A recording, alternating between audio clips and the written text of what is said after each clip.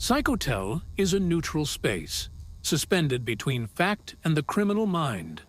It exists neither to judge nor to forgive, and each closed door contains a story that was never told in full. Each room number marks a file on how an individual came to believe they had the right to decide over another life. Today, the door labeled Room 214 opens to a guest who carried no knife, no gun, and no visible violence. He held only an unshakable conviction that he was doing what others were too afraid to do.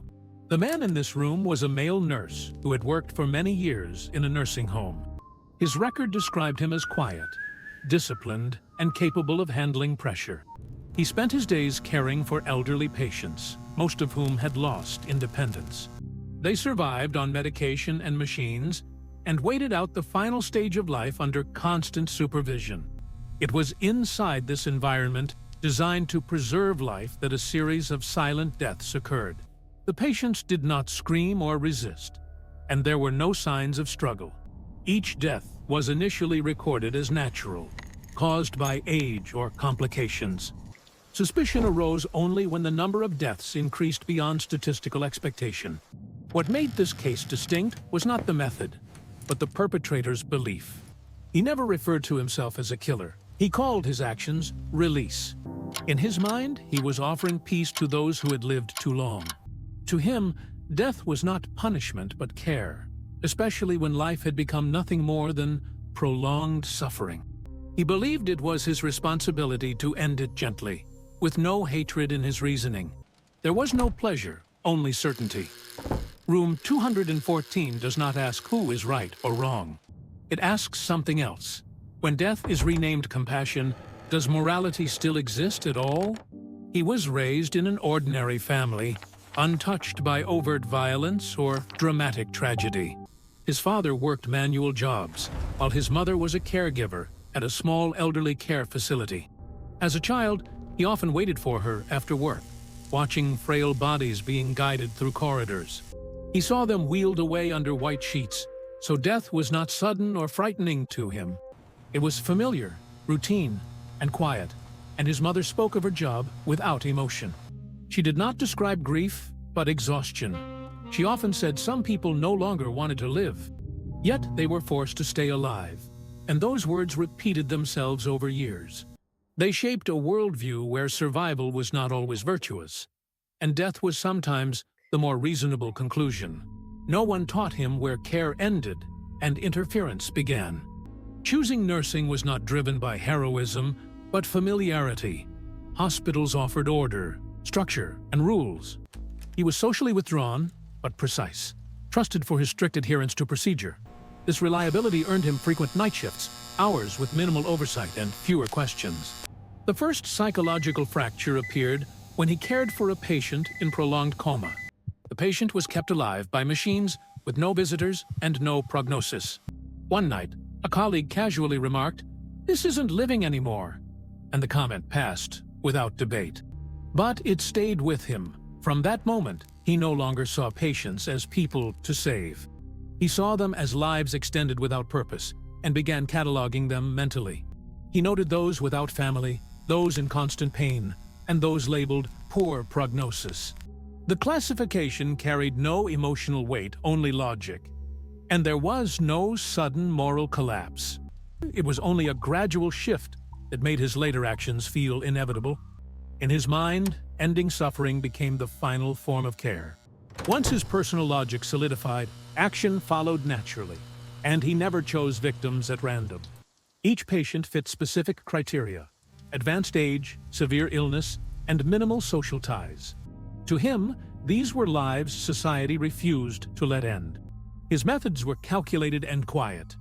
As an experienced nurse, he understood dosages and interactions. He knew how to mimic natural decline, and during night shifts, he adjusted medication levels. He combined substances just enough to overwhelm fragile bodies, so there was no force and no chaos. Everything unfolded within the routine of care, and emotionally, he felt neither anxiety nor guilt. Each act was a professional decision, no different from withdrawing life support. Before acting, he often paused, observing breathing patterns or medical charts. This was not hesitation, but confirmation. One notable case involved an elderly woman bedridden for years. She was unable to communicate and without living relatives, and one night he sat beside her bed. He sat in silence before altering her medication, and her heart slowed and stopped without disturbance. He later described the moment as peaceful, not because of death, but because suffering had ended. Afterward, he completed paperwork and reported the death as natural organ failure. As time passed and no one intervened, his confidence grew. The system's silence reinforced his belief that he was necessary. In his mind, without him, these patients would remain trapped. The line between care and murder disappeared entirely. His downfall did not come from a dramatic mistake, but from consistency. Over time, administrators noticed an abnormal concentration of deaths during his night shifts. Individually, each case made sense, but together, they formed a pattern. An internal review began quietly. Medication records, schedules, and patient timelines were examined. Though no single action proved guilt, the repetition was undeniable. Independent toxicology tests eventually confirmed unauthorized drug usage. When questioned, he cooperated fully, showing no anger and no fear. He insisted he had done nothing wrong, only what others refused to do. When asked if he felt remorse, he replied that the only tragedy was the patient's pain. If given another chance, he said he would act the same, only more carefully.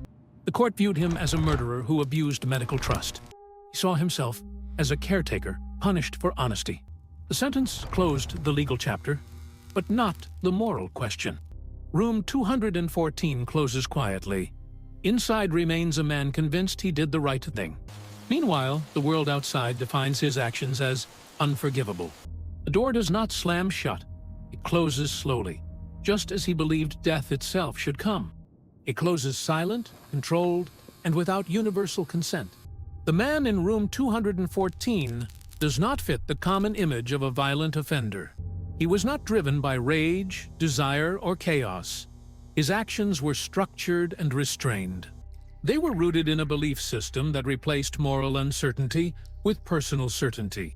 What makes his case unsettling is not the brutality of his acts, but the calm logic. Psychologically, his behavior reflects a gradual moral disengagement rather than a sudden break. He did not reject ethics outright. He redefined them by framing death as relief. By viewing suffering as injustice, he positioned himself as a necessary corrective to a dishonest system. In doing so, he removed the patient's autonomy entirely, replacing it with his own judgment. There is no clear evidence that he sought power or recognition. He kept no trophies, wrote no manifesto, and avoided attention. His reward was internal coherence, the sense that the world finally made sense when he acted. This is what makes him dangerous, not emotional instability, but unwavering conviction. Room 214 also exposes a broader discomfort within modern society. We prolong life through technology, often without confronting what that life looks like at its end. Whereas institutions are built to preserve biological function above all else. Meanwhile, conversations about dignity, consent, and the limits of treatment are delayed or avoided. In that silence, individuals like him can begin to believe they are the only ones acting honestly. Yet his certainty is precisely where the ethical collapse occurs. Compassion without consent becomes control, and care without accountability becomes violence. By deciding who had lived long enough, he crossed a boundary that no professional experience can justify. The absence of cruelty does not remove responsibility, and Psychotel does not ask you to excuse him. It does not simplify him into a monster. It asks you to sit with the discomfort. Because room 214 is not only about one man, but about what happens when systems fail. It is about when systems fail to define clear moral limits, and someone decides to draw that line alone. The door to room 214 closes, but the question remains inside the hotel. If suffering can justify death, who gets to decide when compassion ends and when killing begins?